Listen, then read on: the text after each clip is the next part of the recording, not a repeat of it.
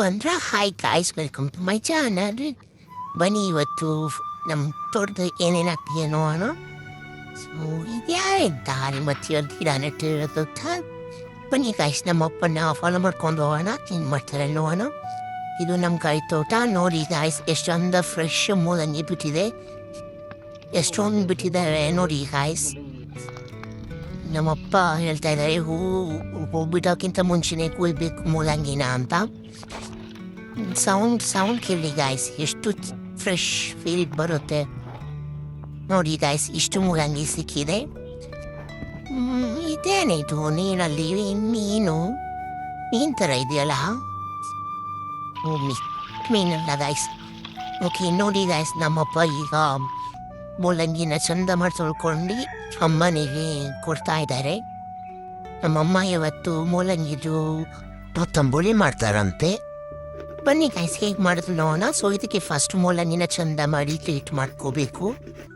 ಇದಾದಮೇಲೆ ಸ್ವಲ್ಪ ಹಸಿಮೆಣಸು ಹಾಗೆ ಕೊತ್ತಂಬರಿ ಸೊಪ್ಪನ್ನ ಚಂದ ಮಾಡಿ ಜಚ್ಕೋಬೇಕು. ಸೊ ಹೀಗೆ ಜಚ್ಕೊಂಡು ಸೈಡಲ್ಲಿ ಇಟ್ಕೊಂಡು ಈಗ ಒಂದು ಕಡಾಯಿಗೆ 1 ಟೇಬಲ್ ಸ್ಪೂನ್ ಅಷ್ಟು ತುಪ್ಪ. ಸೊ ತುಪ್ಪ ಕಾದ್ಮೇಲೆ ಸಾಸಿವೆ, ಜೀರಿಗೆ ಹಾಗೆ ಉದ್ದಿನಬೇಳೆಯನ್ನು ಹಾಕೊಂಡು ಚಂದ ಮಾಡಿ ಬಾಡಿಸ್ಕೋಬೇಕು. ಹೀಗೆ ಸೊ ಇದಾದಮೇಲೆ 1-2-3 ಒಣಮೆಣಸಿನ್ಕಾಯಿನ ಹೀಗೆ ಮುರಿದ್ಕೊಂಡು ಕಡಾಯಿಗೆ ಹಾಕೋಬೇಕು. ಸೊ ಇದ್ರ ಜೊತೆ ಒಂದು ಎಸ್ಲು ಕರಿಬೇವಿನ ಸೊಪ್ಪನ್ನ ಸಹ ಹೀಗೆ ಹಾಕೊಂಡು ಚಂದ ಮಾಡಿ ಬಾಡಿಸ್ಕೋಬೇಕು. ಹೀಗೆ ಬಾಡಿಸ್ಕೊಂಡು ಆದಮೇಲೆ ಸ್ವಲ್ಪ ಕಟ್ ಮಾಡಿರುವಂತಹ ಈರುಳ್ಳಿ ಹಾಗೆ ಚಿಟ್ಕೊಂಡಿರೋದು ಮತ್ತು ಒಂದು ಚಿಟಿಕೆ ಅಷ್ಟು ಹಿಂಗೆ ಹಾಕ್ಕೊಂಡು ಚೆನ್ನಾಗಿ ತಿರ್ಸ್ಕೋಬೇಕು.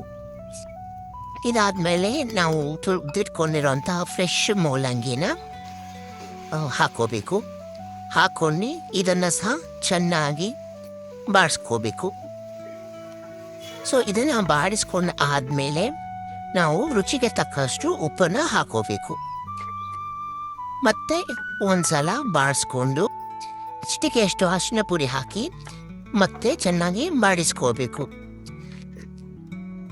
ಇದಾದಮೇಲೆ ಒಂದು ಪಾತ್ರೆಯಲ್ಲಿ ಮೊಸರನ್ನ ತಗೊಂಡು ಆ ಮೊಸರಿಗೆ ಈಗ ಮಾಡಿಕೊಂಡಿರೋಂಥ ಮಿಕ್ಸರನ್ನು ಹಾಕಿ ಚೆನ್ನಾಗಿ ತಿರ್ಸ್ಕೊಬೇಕು.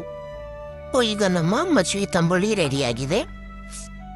ಸೊ ನಮ್ಮನೆಯಲ್ಲಂತೂ ಎಲ್ರಿಗೂ ಇದು ತುಂಬ ಇಷ್ಟ ಗಾಯ್ಸ್. ಒಂದ್ಸಲ ನೀವು ಟ್ರೈ ಮಾಡಿ ಹೇಗಿದೆ ಅಂತ ಹೇಳಿ. ನಮ್ಮನೇಲಿ ಇನ್ನೊಂದು ನಾಯಿ ಇದೆ, ಅದರ ಹೆಸರು ಜಾನಿ ಅಂತ. ಜಾನಿ ನನಗಿಂತ ಚೂರು ಸ್ಟ್ರಾಂಗ್ ಇದ್ದಾನೆ ಅಷ್ಟೇ ಗಾಯ್ಸ್. ಹೋಗ್ಲಿ ಬಿಡಿ. ಓಕೆ ಗಾಯ್ಸ್, ಇಷ್ಟು ಸಾಕು ಇವತ್ತಿಗೆ. ವಿಡಿಯೋ ಇಷ್ಟ ಆಗಿದ್ರೆ ಲೈಕ್ ಮಾಡಿ, ಸಬ್ಸ್ಕ್ರೈಬ್ ಮಾಡಿ. Thank you for watching. Follow for more such content.